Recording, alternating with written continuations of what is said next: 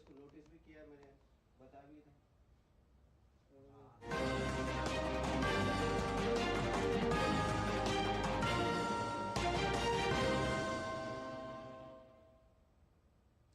आदाब नाज़रीन, उर्दू खबरों में आप सभी का खैर मकदम है। नजर डालते इस वक्त की खास खबरों पर।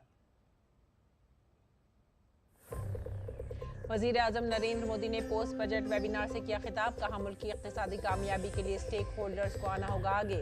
बजट में इंफ्रास्ट्रक्चर और सिनत पर दिया गया है जोर।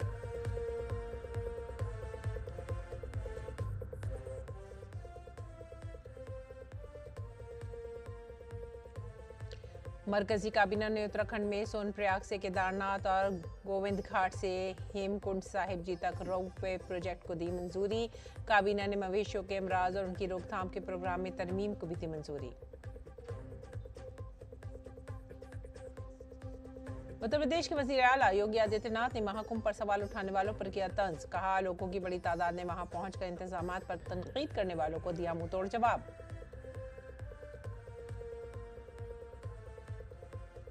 पंजाब में हुकूमत और किसान आमने सामने। चंडीगढ़ की तरफ मार्च करने वाले किसानों को पुलिस ने कई मकामात पर रोका। किसानों का सड़क पर धरना। अमृतसर के गोल्डन गेट पर भी किसानों का मुजाहरा।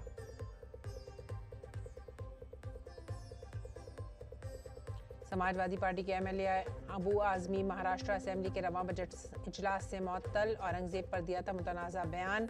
योगी आदित्यनाथ ने कहा, आजमी को भेजें यूपी, हम करेंगे उनका इलाज।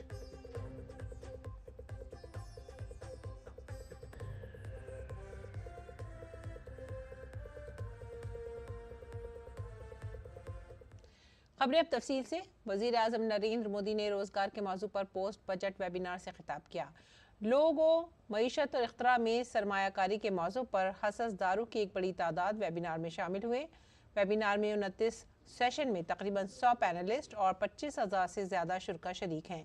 अपने खिताब में वज़ीर आज़म ने इस साल के बजट को मुल्क के मुस्तकबिल का ब्लू प्रिंट करार दिया। पीएम ने AI जैसे शोबों में वसी इम्कानात का भी जिक्र किया। AI की क्षमताओं को विकसित करने के लिए नेशनल लार्ज लैंग्वेज मॉडल की स्थापना भी करेगा। इस दिशा में हमारे प्राइवेट सेक्टर को भी दुनिया से एक कदम आगे रहने की जरूरत है।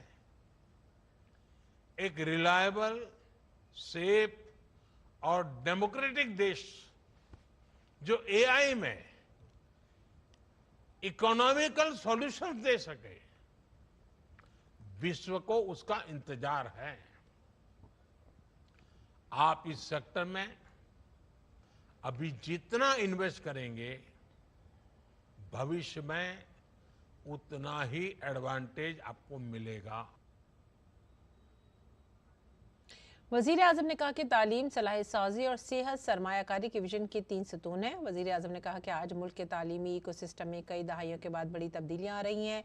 मुल्क की माशी तरक्की की शानदार रफ्तार की तारीफ करते हुए वज़ीर आज़म ने IMF रिपोर्ट का भी जिक्र किया।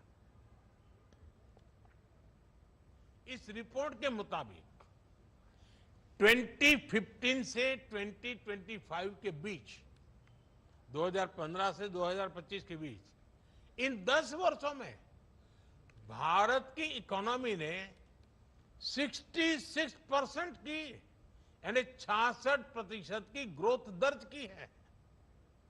भारत अब $3.8 ट्रिलियन की इकोनॉमी बन गया है। ये ग्रोथ कई बड़ी इकोनॉमीज से भी ज्यादा है। वो दिन दूर नहीं जब भारत $5 ट्रिलियन की इकोनॉमी बनेगा। वज़ीर आज़म ने कहा कि हुकूमत ने 2014 से अब तक 3 करोड़ से ज्यादा नौजवानों को सलाहियत साजी की तरबियत फराहम की है। हुकूमत ने 1000 ITI इदारों को अपग्रेड करने और 5 सेंटर्स ऑफ एक्सीलेंस बनाने का ऐलान किया है। वज़ीर आज़म ने PM इंटर्नशिप स्कीम का जिक्र करते हुए कहा कि इस स्कीम में हर सतह पर सिनतों की ज़्यादा से ज़्यादा शिरकत को यकीनी बनाना होगा। सियाहत में रोजगार के मौक़े का जिक्र करते हुए वज़ीर आज़म ने कहा कि इस शोबे की तरक्की के लिए बड़े इक़दामात किए जा रहे हैं। देश भर में 50 डेस्टिनेशंस को टूरिज्म पर फोकस करते हुए विकसित किया जाएगा। इन डेस्टिनेशंस में होटलों को इंफ्रास्ट्रक्चर का दर्जा दिए जाने से ईज ऑफ टूरिज्म बढ़ेगा, स्थानीय रोजगार को भी बढ़ावा मिलेगा। होम स्टे के लिए मुद्रा योजना का दायरा भी बढ़ाया गया है। हिल इन इंडिया और लैंड ऑफ द बुद्धा इस अभियान के माध्यम से दुनिया भर के पर्यटकों को आकर्षित किया जा रहा है। भारत एक ग्लोबल स्तर का टूरिज्म एंड वेलनेस हब बने, इस दिशा में प्रयास किए जा रहे हैं। और वजीर-ए-आजम नरेंद्र मोदी कल उत्तराखंड का दौरा करेंगे। वजीर-ए-आजम मखवा में गंगा के मौसम सरमा की रिहाइशगाह पर दर्शन और पूजा करेंगे। वजीर-ए-आजम ट्रैक और बाइक रैली को भी झंडी दिखाएंगे। वजीर-ए-आजम हर्षल में एक अवामी तकरीब से खिताब भी करेंगे। ख्याल रहे कि उत्तराखंड हुकूमत ने इस साल सरमाई सियाहत का प्रोग्राम शुरू किया है। इसका मकसद मजहबी सियाहत को फरोग देना और मकामी मईशत सियाहत के कारोबार बशमूल होम स्टे को फरोग देना है।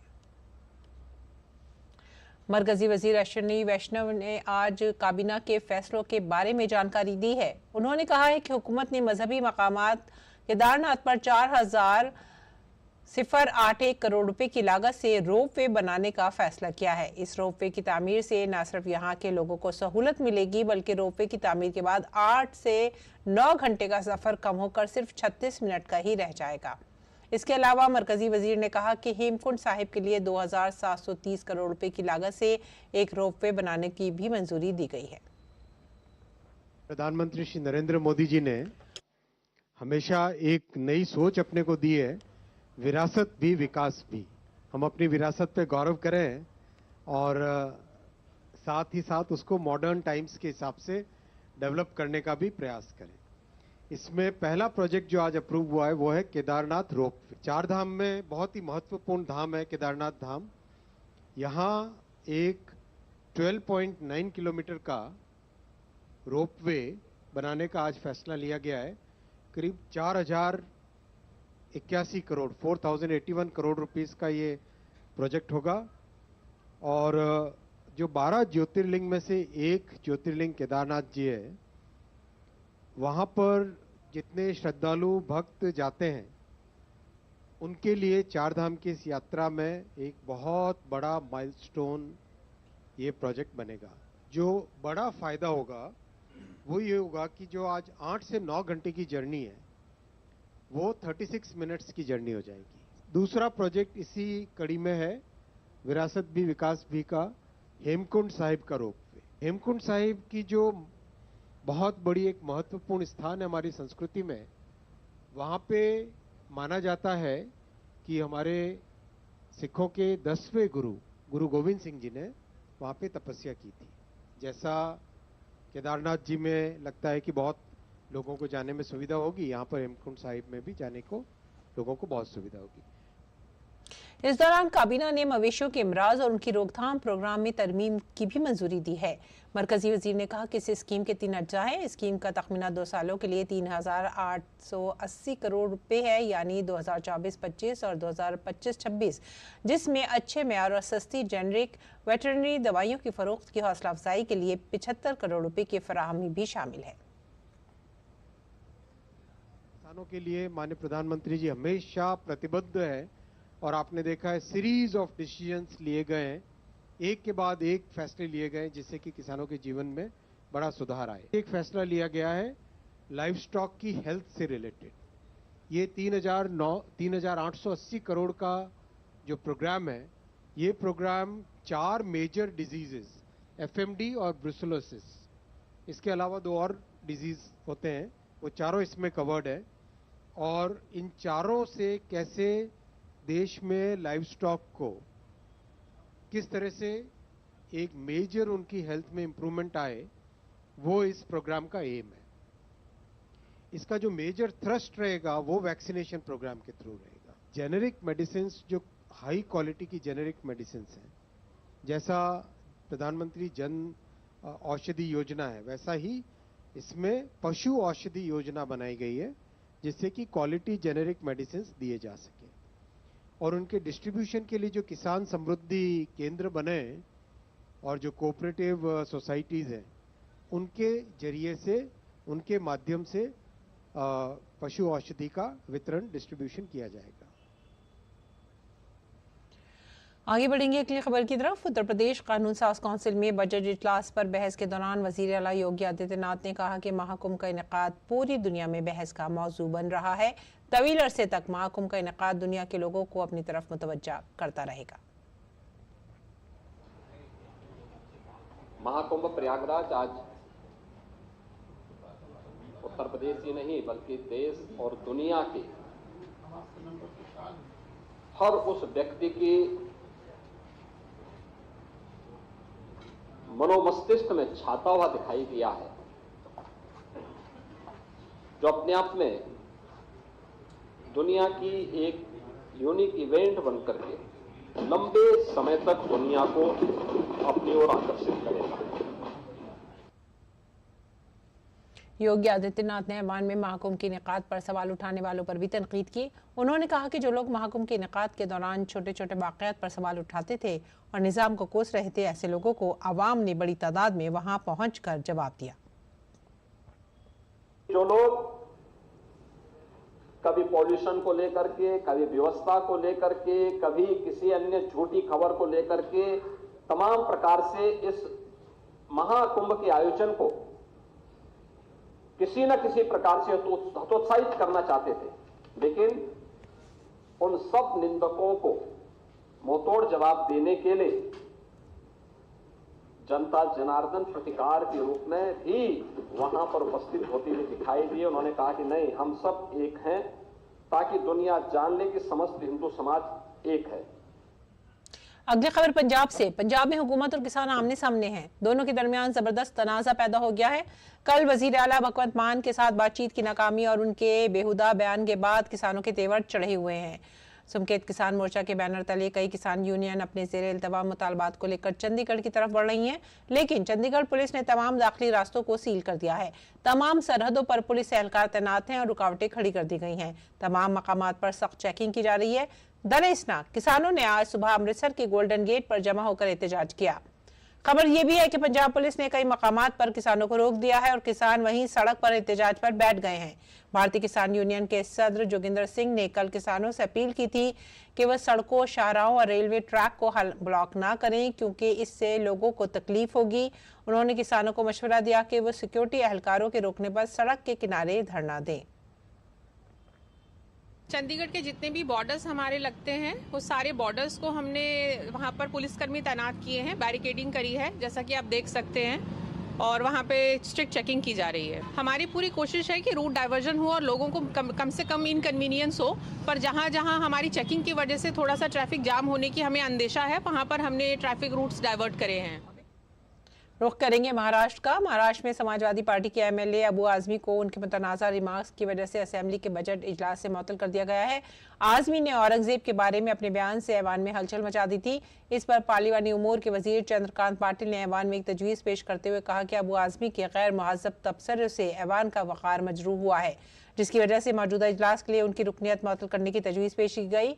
इस तजवीज़ को स्पीकर ने ऐवान में मंजूर किया। और मुगल हुक्मरान औरंगजेब की तारीफ करने वाले महाराष्ट्र के समाजवादी पार्टी एमएलए अबू आजमी मुश्किल में हैं। एक तरफ उनके खिलाफ एफआईआर दर्ज की गई है, तो वहीं उन्हें महाराष्ट्र असेंबली की कार्रवाई से भी मुअत्तल कर दिया गया है। अब यूपी के सीएम योगी आदित्यनाथ ने भी इस मामले पर एसपी को निशाना बनाया है। सीएम योगी ने औरंगजेब के मामले पर यूपी कानून साज काउंसिल में एसपी पर जमकर बरसे। यूपी के बजट इजलास में कानून साज काउंसिल से खिताब करते हुए वजीर आला ने एसपी पर सवाल उठाए और कहा कि अगर उनमें हिम्मत है तो उन्हें पार्टी से निकाल दें। वजीर आला ने कहा कि उसे एक बार यूपी भेज दो, हम उसका इलाज कर देंगे। जो व्यक्ति छत्रपति शिवाजी महाराज की परंपरा पर गौरव की अनुभूति करने की बजाय लज्जा महसूस कर रहा हो और औरंगजेब को अपना नायक मान रहा हो, क्या उसको भारत के अंदर रहने का अधिकार होना चाहिए क्या?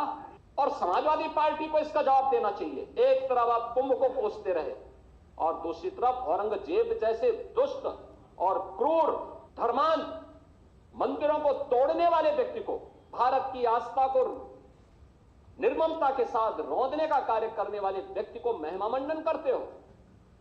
आखिर कौन सी नस ऐसी आपकी दबी हुई है कि आप लोग अपने उस व्यक्ति पर, उस विधायक पर नियंत्रण नहीं कर पा रहे हैं?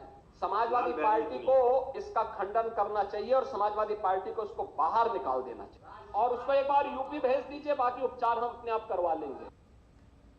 दिल्ली के शीश महल में रहने वाले और खुद को सादा लोह कहने वाले साबिक वजीर आला अरविंद केजरीवाल एक बार फिर तनाज़ात में घिरते नजर आ रहे हैं।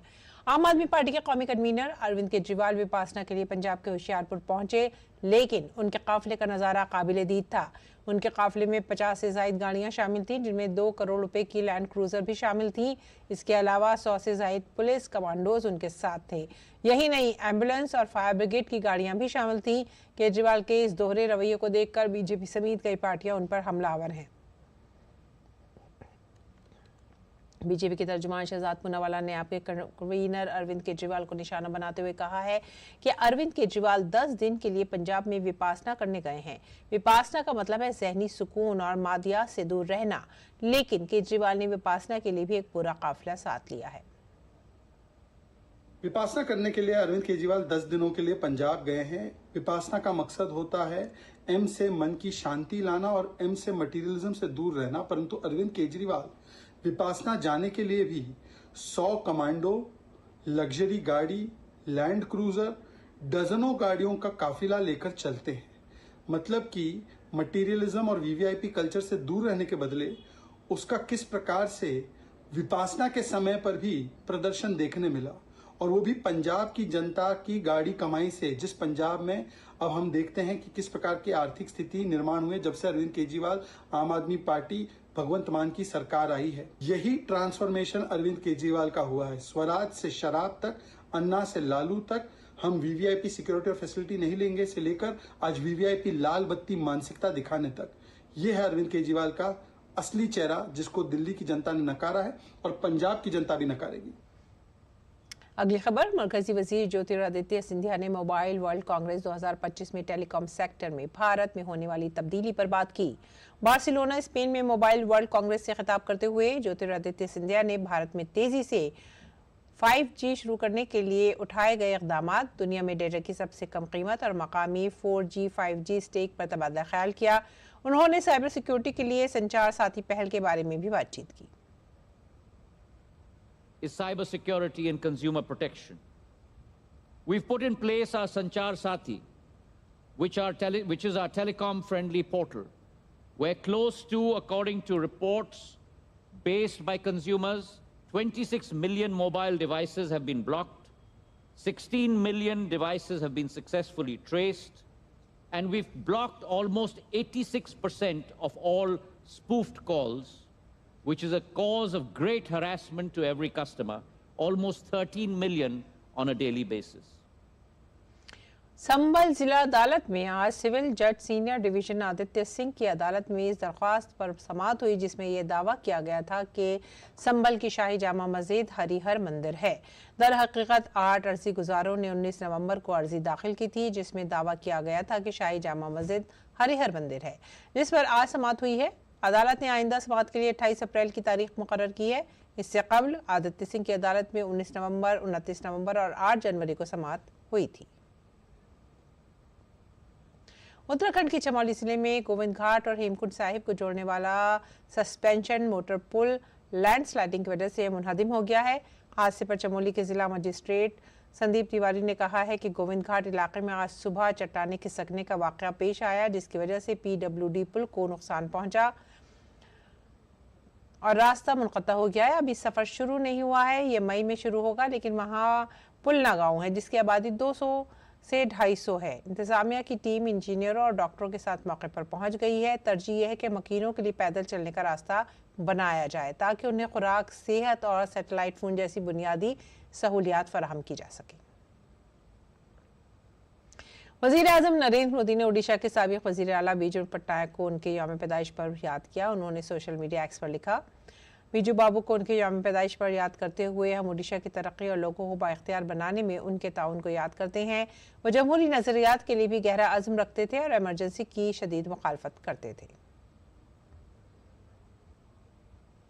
दिल्ली का भारत मंडपम दुनिया भर से खाने और मेहमान नवाजी के शोबे से ताल्लुक रखने वाले शायकीन का आहार 2025 में इस्तकबाल करने के लिए तैयार है। यह एशिया के सबसे बड़े ब्रांड्स में से एक होने का मौका है। मुल्क की फूड इंडस्ट्री की ताकत मुस्तकिल तौर पर आलमी सतह पर अपनी जगह बना रही है। पेश है यह खास रिपोर्ट।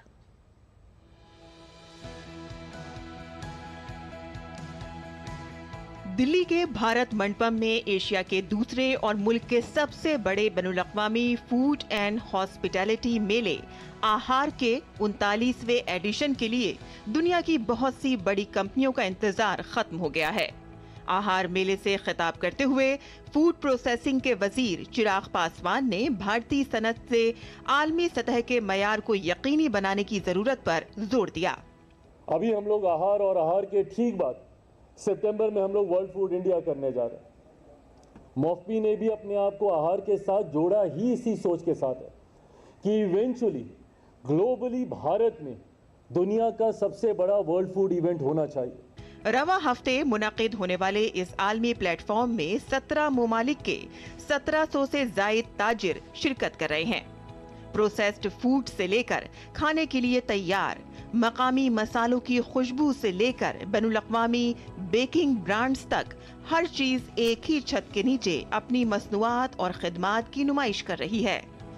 ये शिरकत करने वाले कारोबारियों के लिए आलमी सतह पर जाने का एक मौका है। जितने फूड प्रोसेसिंग इंडस्ट्री है, इंग्रेडिएंट्स है एंड B2B बिजनेस है, सारे लोग यहाँ पे आते हैं, इकट्ठा होते हैं, कस्टमर्स आते हैं टू सी द इनोवेशंस।